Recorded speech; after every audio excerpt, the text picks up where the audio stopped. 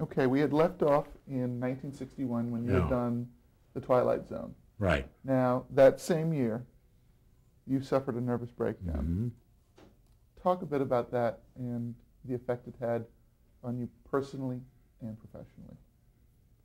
Well, it's something, and actually, I'm ready for that question a lot.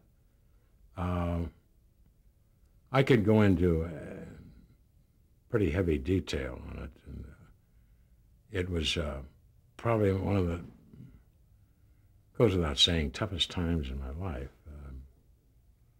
And but again, as I pointed out earlier, this thing of being a crybaby and or talking about it, I have to say to myself, uh, what do I gain by elaborating on it? Really, it was a setback. Other people have had longer time in one of those places, and I have been through much more bitter experiences. And I'm not one today to say, "Oh, please, I hope you understand what I was going through." The thing that gets me, I must tell you this. Maybe this sounds like a major cop out, but if it is, then it's my cop out. I could go in and tell you the truth of 8 long months in the farm, funny farm, as they put it. It's far from funny. But when people say to me today, and I've had several things happen to me, major things, aside from that, people say, "How are you?" Well, I'm out. I don't understand. You have to be in to appreciate that. Where were you? You wouldn't want to know. Made little purses, little belts and things. Is this a prison? Close, close. But it's better, to just leave it at that. The thing was that I can tell you this. When I came out of 61, I went in 62, I got out.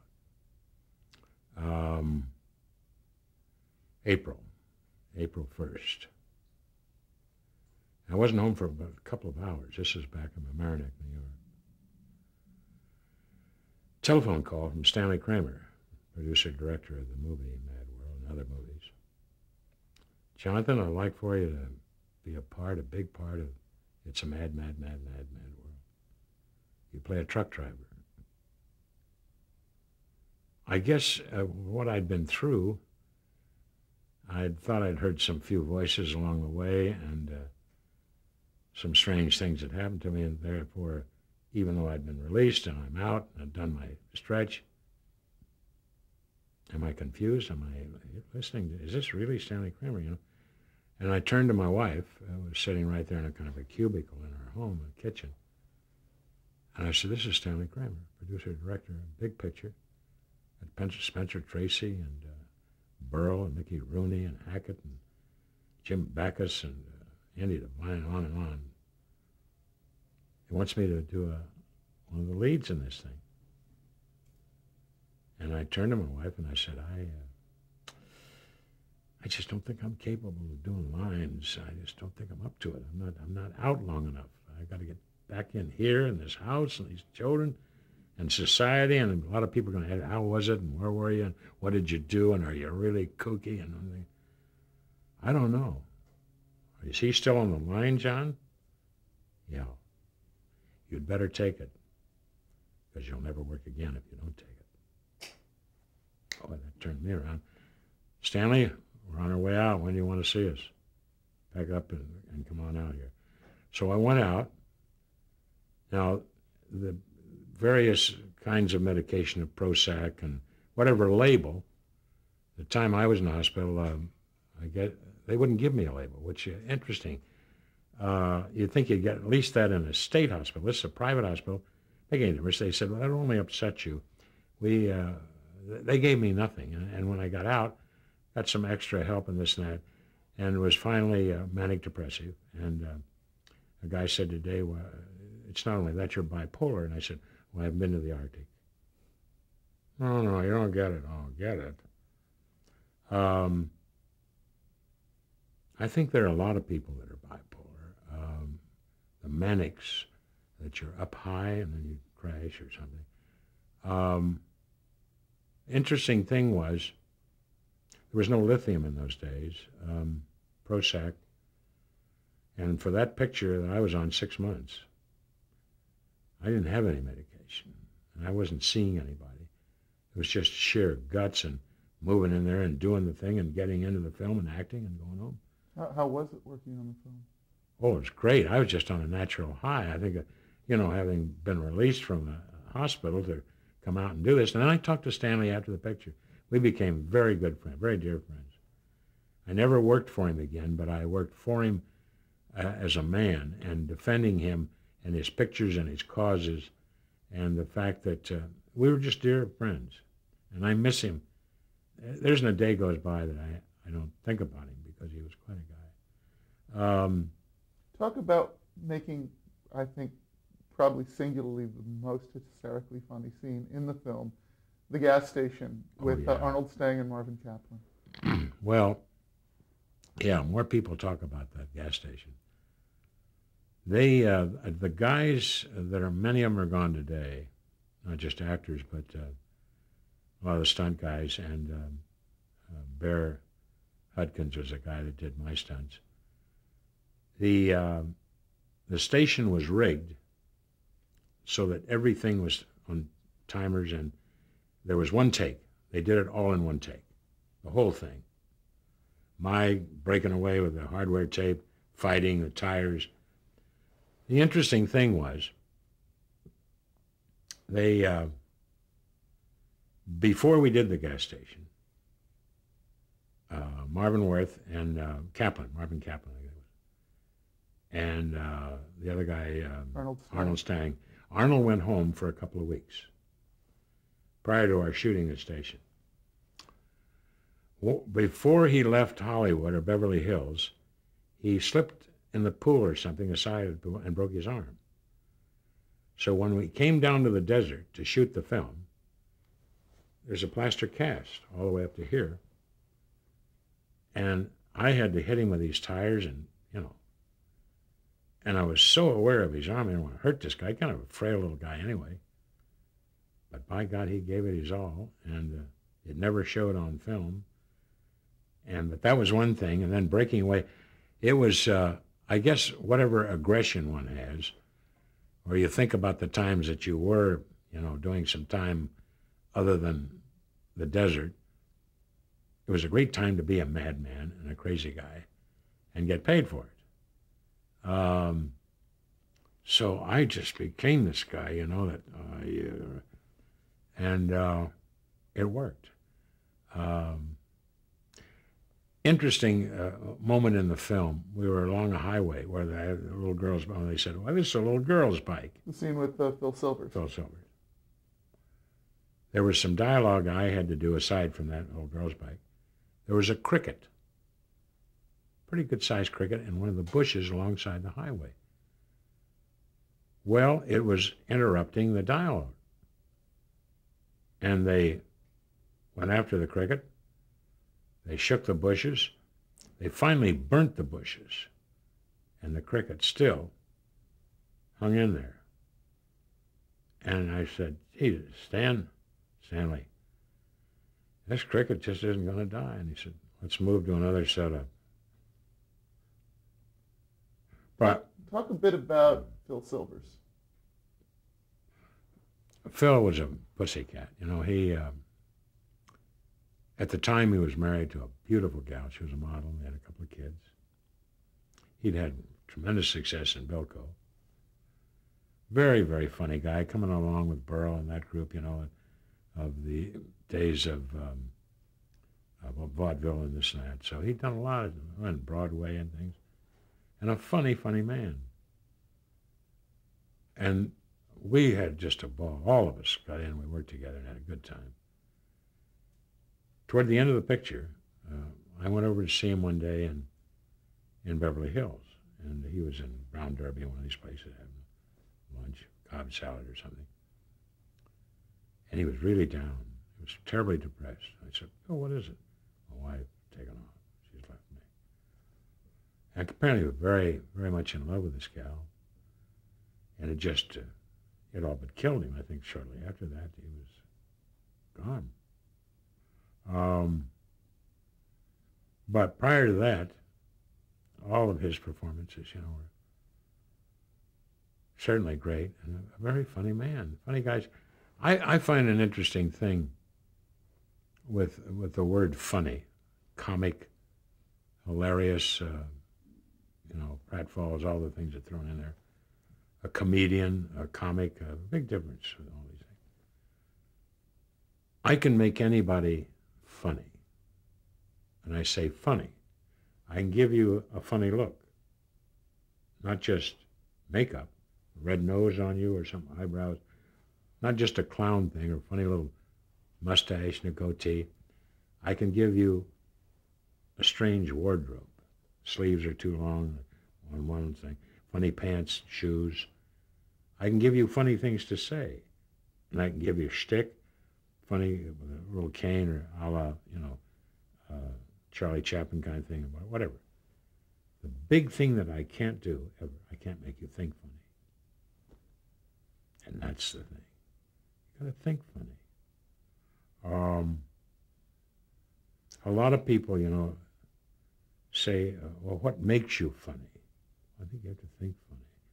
I think in pictures, constantly. I just finished a painting. I've gone back to painting because it's great therapy for me. And I painted a small painting, huge dead tree. And in the tree are about over a dozen vultures. And on the ground are bits and pieces of things, food, skeleton life, you know, bones. And it's called Waiting for Leftovers. I don't think it goes in the living room. I don't think it goes in the living room. Probably the toilet, where many of the paintings do go. But a woman asked me the other day, she said, how much do you want for your paintings? 18 by 24? 25,000. Oh, my God. I never dreamed they were that much. Is that an awful lot? Do you have any collection at all that you could fill me in on? We have 2 Kuniyoshi. We have a Braque. We have a small Picasso. We have a Monet. Mm-hmm. Well, I guess the canvas would be 25,000 to do a Monet, Belgian linen. Well, if you weren't Jonathan Winters, you couldn't ask these kind of prices. And I said, but I am Jonathan Winters. If I say Walker Stenler, then I got to defend that. You're bad. And I told this woman, she's telling me about millions of dollars she's got in her huge gold frames. And I said, maybe you're better off to go to Tijuana just for the day and find something on velvet, Elvis playing a guitar. $50, add to your collection. But then people, boy, I tell you, it's, there's a lot of work goes into it. There's a lot of thought. Now, there are a lot of artists, you know. Skelton, it's interesting, an 8 by 10, that's a small painting. $45,000. That's a lot of money for an 8 by 10. But poor people, I've said, it's interesting. Wealthy people, God, it's a curse so many times. They're cheap. They want to, you know, work on you. A poor guy will say, how much is it? 12,000? I can give you $500. It may take me a year or 2 years to pay that. That's okay. Can you give me 5, 7, whatever? They'll pay it off. And the wealthy guy has driven up in a Rolls camper with 16 canvases in the back or something. Well, don't do this to me. Please help me out. Let's work on this. Well, I'm going to play just a bit of word association with you to take you through some of the people you worked with in television so we can motor towards some of the highlights that we'd like to hear. Talk a bit about working with Andy Williams on the Andy Williams Show in the 60s. Andy was a very easy guy to work with. It goes without saying, it's certainly a very accomplished, you know, singer who's now down at, I understand Branson has his own, Missouri down there, and has his own theater. He was very easy and fun. A lot of the little boy in him, come on, Chan, you know, he'd be singing Moon River, and I'd pantomime the thing. Moon River,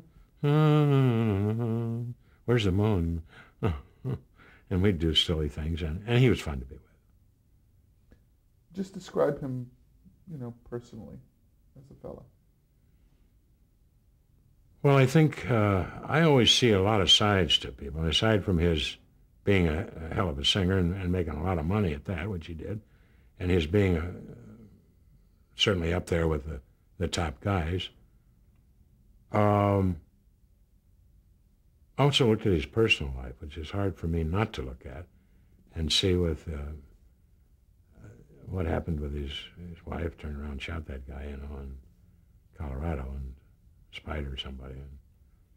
And I think that he always loved her, and he always, he went back a couple of times to try to make it work, and it didn't work, I guess, for any number of reasons. But I dwell on that because I always see that, those kind of things that, there are always two sides, hopefully, to every personality, or many sides. But he was certainly an accomplished guy. He could sing up a storm, and I think he's still singing. That's the important thing. Did you have a... It's not easy. A lot of it is, did you do this? Are we good? Okay, we just did Andy Williams. No. Okay, throughout the 60s and into the 70s, you made numerous appearances with Dean Martin. Talk a bit about that and working with Dean Martin.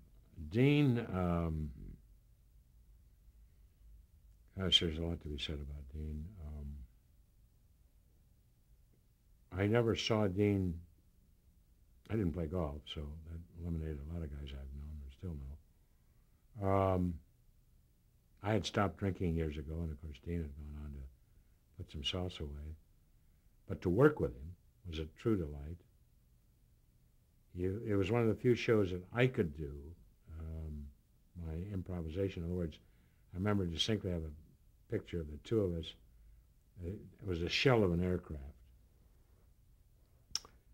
And I sat down beside him. He was up against the bulkhead. And I said, Mr. Martin, I was in character. I said, Mr. Martin, I'm Manfred Killinger. You don't know me. I'm with American Tool and Die. I'm on my way to Denver, and then I'm going on to the West Coast and try to sell some tools out there. You are Dean Martin, aren't you? You know, my wife loves you. She just thinks that someday. And when you do the Italian stuff, she don't speak Italian. She's from Hungary. Not hunger, but Hungary. And she's a Hungarian person. But she loves you. And she said to get your autograph, would you consider, do you have any paper on you or a pencil? You're an attractive man. And I'm not making a pass at you. I was in a war. I had no time for that. Well, he would just go in, he knew you were going. And there was always that element of surprise. What was he going to say or do? My wife's in air cargo. I couldn't afford business class for her, too. But she's a Christian Scientist, and she can hold her breath from here to L.A. She's in there with animals. God almighty. Cats and dogs down there. But she's a thin woman, and she's in a little box, but she can breathe. I put some food in there for her, liverwurst sandwich. And he would go. Oh, God, wonders where you coming up with this stuff. And he would just go with it. Oh, yeah. Freeform. Oh, yeah. Talk a bit about Bob Hope and working with Hope on his various shows. Hope was I guess of all the people I've worked with, I did several specials with him. Did one movie, Eight on the Lamb, which I think the only people that saw it were in Salinas during the pear crop or something. He was locked into cards. And I'm sorry that he's, not feeling very well now. He's bearing down on 100. There was no, in shooting the movie or any other times, you didn't dare ad lib. It was all written there, and you went with that. What was in front of you, I read all cards, but he had stuff there to do. Bob, to me, of all the people I've met outside of Art Linkletter, and I'm sure there are others, like Fred McMurray that I met, and guys, and I'm mentioning these names because these were not only performers, actors, but tremendous businessmen. Hope came out with Barbara Walters, and she hit him with the Forbes book and said, "You're worth $850 million, and or close to $1 billion." And then she said, "No, $850 million." And he said, "Oh, I don't have this kind of money. Why would you say that? Bing has that kind of money." And she hit him again. It's right here, Bob, 850. And he said, "I do own more property than anybody else in the state of California." So that leads you to believe he's made some fair investments. I think he was a hell of a businessman. There's a lot to be said about his going out to entertain the troops and then coming back. And I don't know the full story. I mean, I know that the public says, and aside from the public, this is a fantastic person that would go out there every holiday to entertain these guys. Lots of stories that I'm not at liberty to get into. Now, I've heard one story, and maybe you can pick up my cue here, about your being invited to his home on one occasion for a dinner party. Yeah. If you know what I'm talking about, why don't you just take it from there? President Agnew was downstairs, Vice President Agnew. And I went upstairs to see Bob, and I said, "You know, Vice President Agnew is downstairs. I guess he's waiting to see you." And Bob said, "Let him wait. You know, I'll come down when I feel like it." Which I guess is hope, you know. When we did Eight on the Lam, Phil Stiller, myself, and a couple of other people came back. I lived right around, keep in mind, I lived right around the corner from Bob in Toluca Lake, just around the corner. He's on 3 acres, and I'm on 1.25 acres or something. When we shot, came around, something about a golf cart going in the swimming pool, something, we were going to do some shots there at his home. And we stopped for lunch, broke for lunch, and they served us in cardboard boxes. And I said, "Bob, I'd just soon go home because this is food. I don't know where it's from, but maybe it's used food, you know, in a cardboard box." And I kind of put him on, you know. He kind of looked at, "Do you have any dishes at all? I mean, just plain dishes. They don't have to be gold trimmed or anything." And Dolores came in and said, "What is this?" I said, "Well, Bob asked us to eat out of these cardboard boxes. I've been with atmosphere people and extras, but I just thought, you know, this is one of the joys of having one of the leads is to served on plates." "Oh, my God, of course. We'll go out and get some plates." And Bob said, "Oh, what more?" So there were a lot of little things. I went down to Tahiti with Bob, and I was playing a Frenchman, and my hat flew off, and I said something about, "Oh, my chapeau is gone, you know. Bobby, let me go get my chapeau." And please, cut. God, we're out of character here. So, not to say he isn't a professional, but really locked in, you know, to what's there. And if you want to veer off for some reason, it's out. Very different way of working from yourself. Mm-hmm. Now, we talked about Steve Allen, we talked about Parr. Now talk about appearing on Tonight Show with Johnny Carson. Well, I'd have to say that, and I think hopefully I'm not alone, whether I speak for fellow performers or the public. I think that Johnny brought an electricity to the Tonight Show that nobody else has. 30 years tells you something in itself. The great thing that I found, and again, I'm not speaking for other performers, actors or actors, singers, whatever, writers, that Johnny, the difference between Jay Leno or Letterman, Johnny would stick his face in the dressing room, my dressing room. John, what do you want to talk about tonight? And it was just this, my hand to God, not kidding you for a minute. Well, I talk about when I was born on a farm, first 7 years, and then moved from Dayton to Springfield, born on a farm outside of Dayton, between Dayton and Bellbrook, Ohio. Well, he was born in Norfolk, Nebraska, so he said, hey, save it. Save it. We'll talk about it on the air. I know what to ask. Came through the curtain. We got with us tonight, Johnny Winters. Johnny, Jonathan, you're from Dayton, Ohio. And I understand we talked briefly here before we came on this evening, that you grew up on a farm. Your grandfather, your dad took over the farm, and then he was on the sauce or something and sold it. Yeah, I was about 7, 8. And I remember the day that Dad was selling the farm. My grandfather didn't want to show because he was really PO'd with my dad. And so at any rate, the guy sitting down was fairly well dressed, kind of a Robert Hall suit, and had some money on him. And my dad was always saying to me, regardless of what the subject was, go out and play outside. Go out and play outside. I want to finish with this gentleman and then come back inside. Okay? So I went outside, and I came back in about 20 minutes. I said, Dad, have you signed any papers? Well, what? So what? So what? There's about 250 acres. The cattle are dead. The cattle are dead? Mr. Bowen?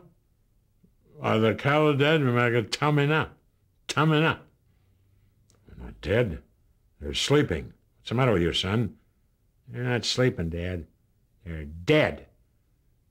Okay, so they're dead. You sure? Oh, kid, have you ever milked a dead cow? You know, you milk them like this. Yeah, they're always lying down. You don't milk them like this. Now, a bucket you put down here, milk them like this. Well, you can imagine. I said, what happens after? We can't sell dead milk, can we? We're not going to get into that. Cattle have hoof and mouth disease. I just soon sell them if they're dead. Well, it got to be a very long day. And I had some other pleasant memories of living on the farm, but they weren't one of them. But anyway, we talked about a lot of things, a lot of down-home kind of things, or rural, suburbia, you know. And Johnny was easy to be with. He was a great listener. And he, needless to say, his association with Ed McMahon, Ed was a perfect fop, you know, second banana for him. But Johnny wasn't threatened. When you put that amount of years in and get that kind of money, then you're really, truly at ease. I can't believe that he was never anything but that because of his time and all that time on television. I think these other guys, and I'm only saying this, I don't want to bite the hand that feeds me and have these guys ace me off their program forever, but it appears to me at times they're not so much interested in your movie, your play, your book. They're interested in one word: overnights. That's what I'm thinking about. Sorry, we have to break.